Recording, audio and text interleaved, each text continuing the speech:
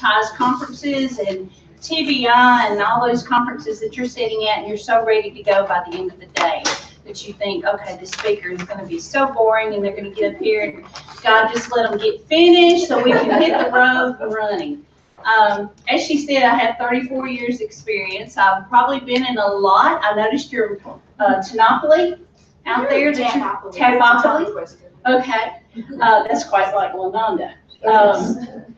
And I noticed that we have agencies all across the West Tennessee, even East Tennessee, Kingsport.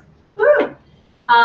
We do a lot of comparison here in our city with Kingsport because of the population that we have. And so we do a lot of connecting with Kingsport when we're doing our business here as far as our police department is concerned. But there are several of your departments. I know you may work in the accounting field, purchasing area, but there's several of your departments, like your PD and your sheriff departments, that I have actually been into your departments. So I may have ran across you at some point in time, trying to get your chief or your sheriff of your agency to purchase new equipment or software. So, but I'm happy to be here today. Ms. Susan invited me to come. She's a wonderful purchasing personnel to work with, the director to work with our city. As it stated, I came back to our department in 2010. At that time, we had had a radio system here, our communications radio system here in Jackson, for about 26 years plus, maybe. We have 2 tower sites. One of them is 26 years plus, by the way, and the other one was fairly younger, not much. So the obstacles begin. You've got an old system that has done its service, that cannot be repaired any longer, that's losing life, and you need to move forward. But you're also talking about $3, $4, $5 million to do a replacement. So that was an obstacle for me, was starting fires. I'm good at starting fires. And I said, we're going to start this fire. We need a new radio system. We need to move forward in this city. We need to get an upgrade from an 800 megahertz trunking system, get digital, get compliant with the state so we can continue to get our grants, do what we need to do. No, that's not going to happen. You know, got knocked down. No, that's not going to happen. No, that's not going to happen. Kept on. Decided to say a couple of little prayers. I won't tell you what the prayers were concerning, but you'll know in just a moment, because Mother Nature has a way of taking care of things for us when you ask.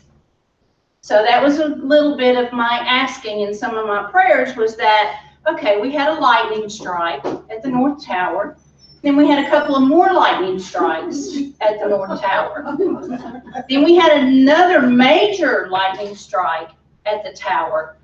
Y'all got to get a new radio system because we are on one leg. Actually, it's a peg leg too. We have no more legs. We've moved to peg legs. So we contacted our insurance company, had them to come out. Thank goodness the insurance decided to pay the $4.3 million and allow us to get a new radio system. Okay? Because that's how much damage we had. Of course now, and then some what was that? I said, I bet the underwriter got fired. No, actually they did not. No, they did not. They were very, very good to work with. We had people to come in that did inspections, that proved what they were paying for. So it was all completely legitimate. And Mother Nature had the biggest hand in it. There's nothing like lightning. So we decided at that point in time, this, what was the insurance company? You just opened the door right there. Any further on this topic? Well, Susan may answer that one for you. I'll divert that to Susan. But in the meantime, when this happened, we decided we were going to move out of our building and move into a new building. Grants are wonderful, so we moved Central Dispatch out of a 2-story building, which is not tornado proof, and moved into a 1-story building. We needed a generator because the building that we were moving to did not have a generator. it was very imperative that we get a generator ASAP because a 911 center cannot work without a generator. Backup to a backup is always good, but then when you don't have a generator and a UPS, you're in trouble. So we moved over to our new building. This was about 2011. We had filed grants to get a couple of generators for our city. We didn't hear back from the grants, so therefore we moved on and we did bids. We went ahead and did the specs for the generator, sent it out for bids. Miss Susan did that, sent it out for bids. We ended up purchasing a generator for $72,000 once the bids were all complete and done. It was a breeze. I didn't have any issues with the specs. She worked with me. The persons that work in our department worked with me, and we sent that out. Then in 2014, of course, with a couple of lightning strikes, we had a UPS at the North Tower, and the North Tower has to work. UPS at the North Tower was so old that the batteries that go in this UPS could no longer be purchased. Now, you could purchase refurbished batteries on Amazon, but that was all we could get. So we were down to 3 batteries. That was not going to work. So therefore, I contacted our purchasing director. I said, Susan, I got this issue. What are we going to do? She said, well, that's an emergency, is it not? And I said, oh, yes, ma'am. You just don't know how much. Yes, ma'am. Out of 8 batteries, we have 3, maybe 4. Yes, ma'am. It's an emergency. They can't purchase them. We can get some refurbished ones, but yes, ma'am. So we filed an emergency and got a UPS. We purchased the UPS for like $30,000. That's with a maintenance contract, because I don't know if your departments have maintenance contracts. That's something that we may have not done for a long, long time. But since I have come back and I have spent so much of the city's money, I've incorporated the maintenance contracts. If you're fortunate enough to have somebody that works for your department that can work on your things, your equipment, then that's great. If you can't, then we incorporated that. So we got that for $30,000. Now begins the installment of the new radio system. Of course, you've got to have inspections done, which we did. We had inspections done of both of the tower sites. Did they pass? Not exactly, because age had a lot to do with it. So our North Tower site, which is not too far up the hill here, that gets struck by lightning quite a bit, not anymore. We had to do some grounding with that. And that was an emergency situation because here we were ready and had equipment called in, and we've already spent a portion of this $4 million, and the radio's got to be installed because we're working on that little peg leg. So therefore, once we did that, they came in and they did the inspection of the tower. We filed an emergency claim to get the bracing done for the North Tower and to get the bracing done, the lightning structure set up for it, and get it grounded good enough and supported with the soil and stuff around that area that it did pass. Now we're moving on to the South Tower. Now the South Tower is our oldest tower here in the city, and it's extremely old. You're going to meet Chief Darrell Samuels. He has a long history with me. He was my boss when I was a dispatcher. He was also the director of Central Dispatch. So he knows about these towers and the radio. So that's a major source of energy and backup for me right there. So we moved out to the South Tower. We've got everything just about installed, and all of a sudden they come out and they want to do the inspection of the South Tower side, and we failed. We can't put any repeaters, we can't put any controllers or anything, microwaves or anything on that South Tower. It's not going to support it at all. I said, okay, this is great. So far we're doing good, but the city had not had to put out too much money. Well, now we're in trouble because we've got to have a whole brand new tower. So we have to take down the old tower because there's not much room there. So therefore, we had to file an emergency situation to the tune of $240,000 to get a 460-foot guide tower to put supporting tower out there and to have the old tower removed. Which it did meet specs once we got done. It did meet the compliant issue for the tower. Everything smoothly continued working. We didn't have any more issues as far as that is concerned. Aging of the system is very detrimental to a 911 communication center, as well as it is for the police department and the fire department.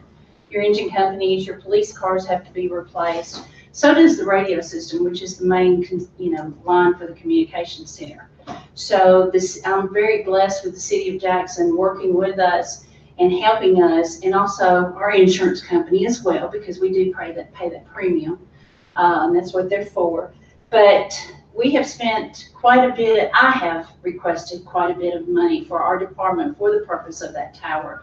And it has been,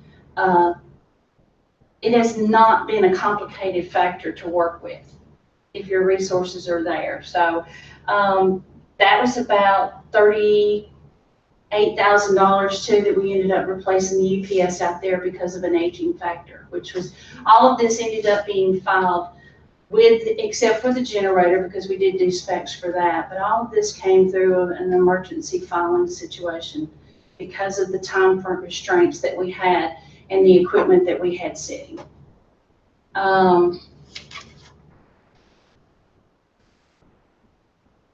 And I have learned a lot from my purchasing director.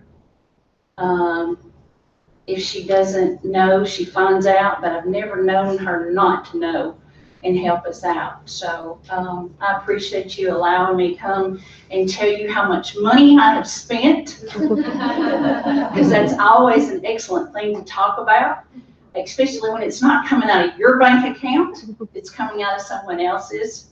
But the good thing about it is it was done the right way, and we were able to retrieve some of that money back through our insurance company as well when it needed to be used. Thank you very much. Thank you.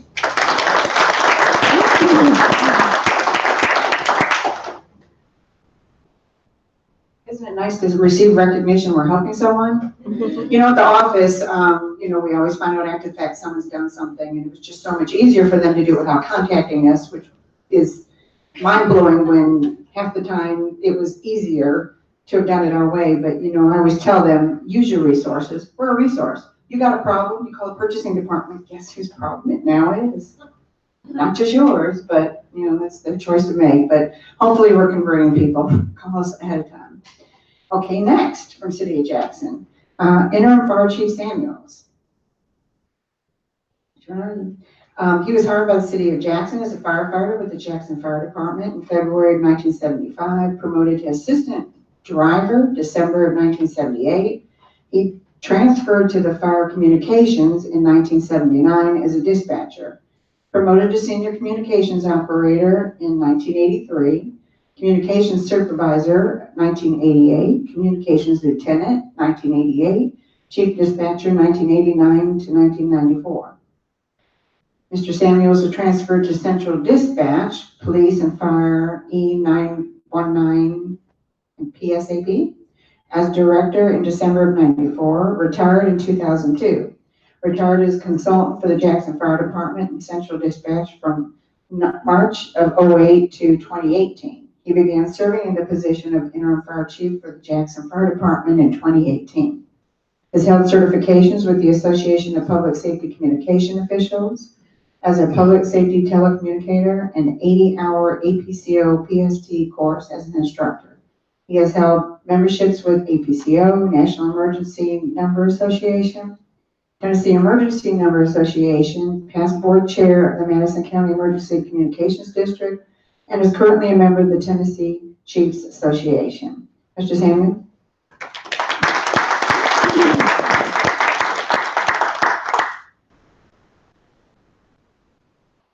Thank you, Debbie. And thank you, Susan. Susan and I go back a long way. Back to well, we've known each other for a long time. A very long time. And you probably heard that I was hired by the fire department in 1975. So you get your calculators out and try to figure out how old I am. I started on the fire department when I was 5 years old.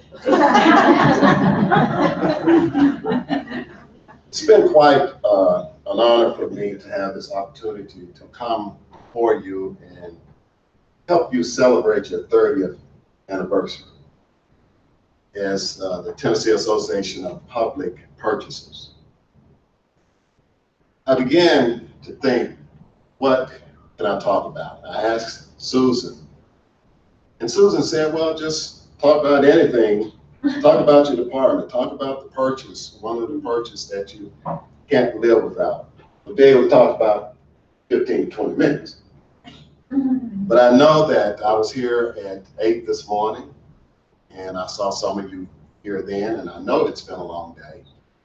And I just want to give an overview a little bit of how things have evolved in the last 30 years. The last 30 years of purchasing, the last 30 years of fire department.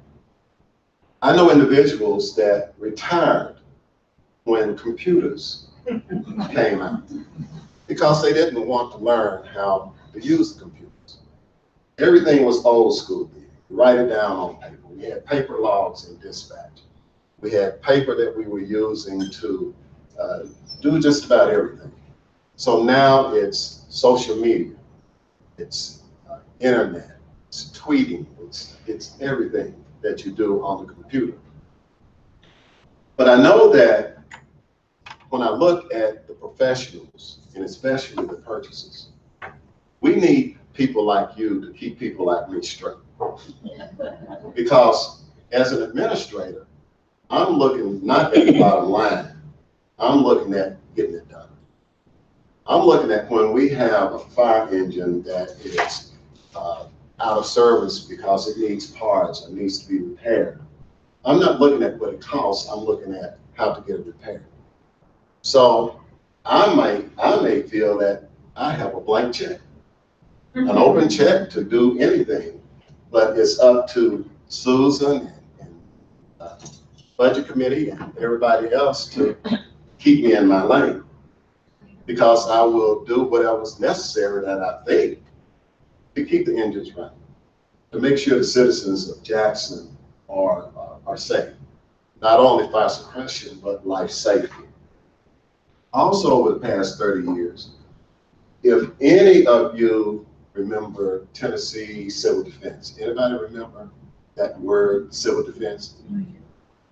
You remember in the 1950s, civil defense was an offshoot of the Cold War, when Russia was threatening to bomb us with nuclear weapons. Everybody was talking about fallout shelters. And with these fallout shelters, you would have a 14-day supply, and everybody was just up in the air about trying to save ourselves. And then it was mostly military people that were involved in that.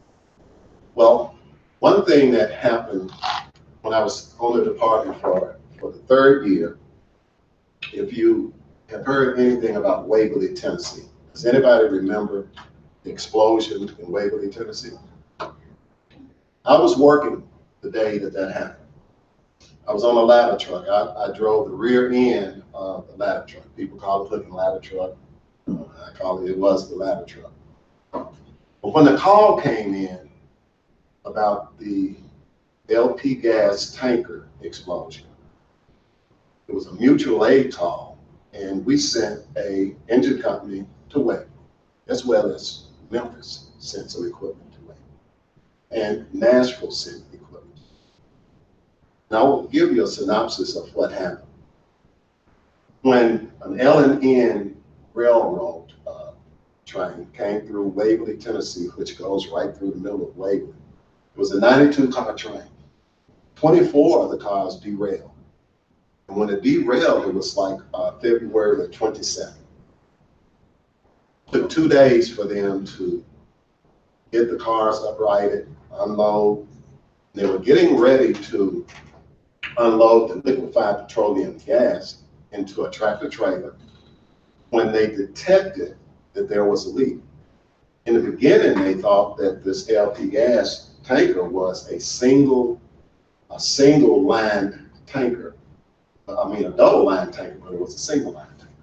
So when they were getting ready to offload it, a leak was detected. Before they could do anything, before they could even react, a blavy, which is a boiling liquid vaporizing explosion happened. It killed 16 people right there. Fire chief, police chief, the one of the men that was with the Tennessee Office of Civil Defense, and some civilians, the train crew that was doing the rehab. 43 more people were injured. It was a cataclysmic event that put everyone into emergency overdrive. What do you do when your city is almost gone? I'm sure that would be a purchasing nightmare. So what happened with that? I was not able to go because nobody on shift could drive the rear end of the ladder truck. So I had to stay. But burn hospitals in Memphis, Nashville, Louisville, Birmingham, they were swamped with people that had to be transported to these places. Fort Campbell was called with their air ambulances. So it was an event that I would never forget. As a result of that, TEMA was born out of that explosion. From the Tennessee Civil Defense Office of Civil Defense, about 2 or 3 years later, TEMA evolved, and it was a civilian organization rather than military organization. So if we go from that, we can see where I look at Susan as a steward. And a steward is someone that is managing someone else's property. And it is an immense responsibility, a huge responsibility. With Susan, everything is so comfortable. When we buy or purchase fire apparatus, the last 3 purchases that we've made have been administrative vehicles. We bought, our battalion chiefs are in operation, and they are the on-shift supervisors. So we purchased, the last one was a 2019 Tahoe. We looked at purchasing a Tahoe because we could use it and it could be a multi-purpose vehicle. Not only could it be an operations vehicle, but it could also be administrative vehicle. Well, the decision was, will we put it out to bid, or can we look at some state contracts and see if we could purchase it on state contract? So the option was for me to talk to our public safety garage director, because he would be the one that was working on the vehicle, as well as talk to the battalion chiefs and see which would be the best way for us to do that. So we opted on buying off a state contract, which was the best way for us to do it, because it was easier for us to do the specifications that way, which were already done. The radios that were going to have to be purchased could be bought off state contract. Some of the sirens and everything else that needed to go with the equipment to be purchased off of the state contract. And we did the same thing with a pickup truck that we had to purchase for our fire prevention, fire marshal, and another truck that went into the administrative office. When we look at purchasing, and I sign every day, I'm signing 10 to 20 purchases. It's either for supplies for the stations, it's protective clothing gear for our firefighters, $20,000 purchases. And then we have to look at how we're going to do it. If it's under $7,000, if it's over $7,000, if it's over $20,000, we have some requirements that we must go.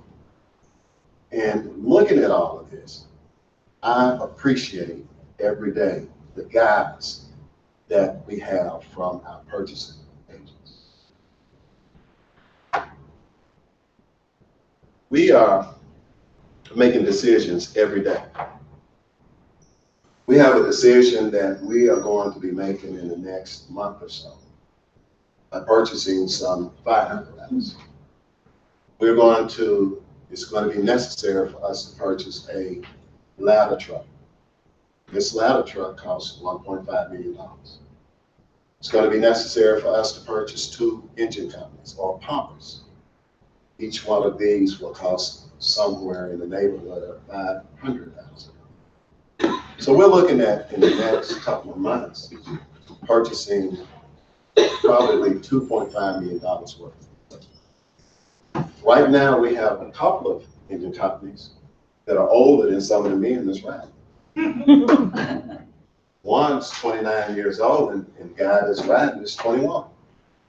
So, but we still look at trying to keep all of this in perspective. I can't talk about the people that preceded me. I can only move forward and know that we need to do the best for the city. And as long as we have someone like Susan in our corner to make sure that it is done proper, that it is done with the correct integrity, I think that we will do the best for the citizens of Jackson. And I applaud all of you for what you do every day. Thank you. Thank you.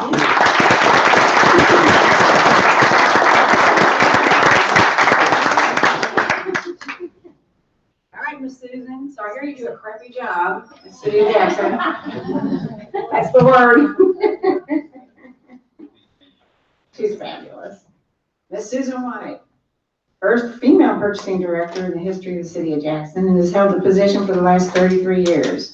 As a result, results-oriented, achievement-driven, and hands-on professional, she is extremely passionate about the purchasing career and the ability to build long-lasting customer relationships. She's created a respectful working environment with the understanding to accept diversity and create an atmosphere of reaching for the stars when you only be able to touch the clouds. She graduated from Union University in Jackson, was named godmother to the Chamber of Commerce in 2011, and was named one of the top most influential women of West Tennessee in 2011. She serves on several boards, such as the American Heart Association, Cancer Society, United Way First Ladies Committee, Friends of Heart, and Women in Business. She has served as president, vice president, secretary, and membership chair for TAB over the years and has earned her CPPB certification. Her religious preference is Baptist, and she is an active member of Englewood Baptist Church. She's been married to Joe White for 46 years and has 2 daughters and 2 beautiful grandchildren. Miss Susan? I'm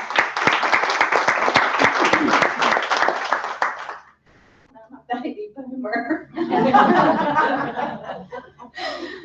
Well, thank you. You just made me blush. And I just told him, I said, you probably want me to buy you something now. He said, yes, a fire truck. She said, a new building. I'm not going to talk very long. I know y'all are tired. I am too after that lunch that we had.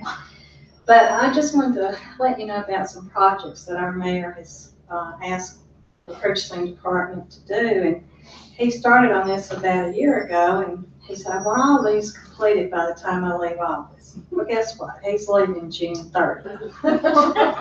One will be completed, and that will be the Bemis Mill Park. It's an old cotton mill, and it's south of town.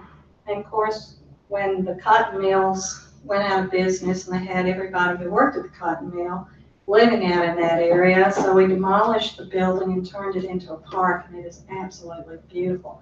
We're having our first splash pad. So I'm excited about that. If it was warmer, we'd go take our shoes off and run around it. We are building a new city court, which is next to the police department. We have our first roundabout, y'all. Yes. I won't clap for that. Well, they came out of state time. But, you know, we set up bleachers one day and watched everybody drive around it. And then I'm all stitches. we sat there with hard hats on, and, we were watching every night drive. I just kept, I couldn't figure out how to get out. So it's just really fun. We're building an animal care center. This is really good for our stray pets. One side of it will be to adopt the pets, and the other side will be to take care of them when they're sick.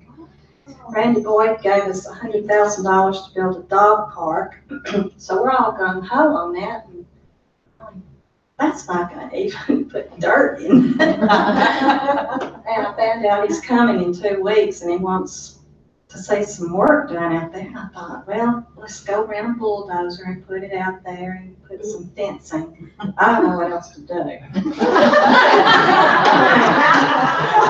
ended up being in that situation. And the mayor's looking at me and he's going, But the funniest one that we've got, I just laugh every time I think about it. If you've been to England, you've seen Stonehenge, or you know what that looks like. Well, we've got an artist at Union University, and as you drive around, you may see all these stone and copper and wire structures that we're just looking at going, okay, that's good. Well, he decided that he wanted to put some huge stones that they're getting out of East Tennessee, and they're pretty expensive, and they're very, very tall, in a circle, and stick it on a mound of dirt.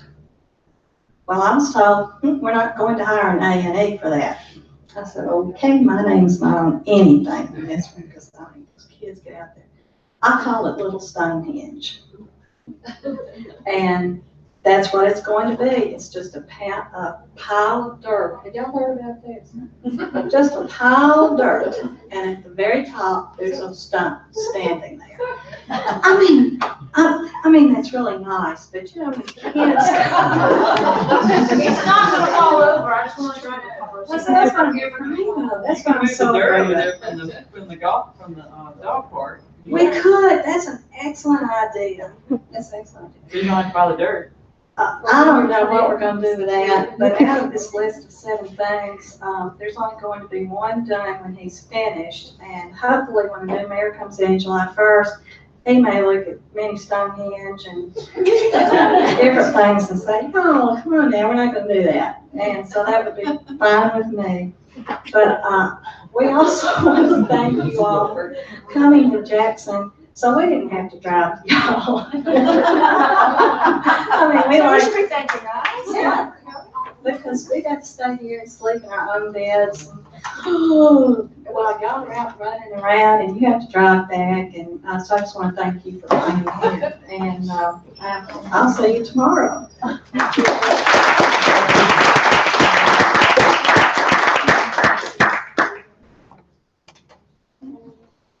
Did we have a drawing?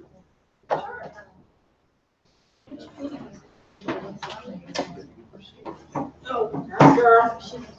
You gotta get down in there. I'm getting down in there. She's running. I'm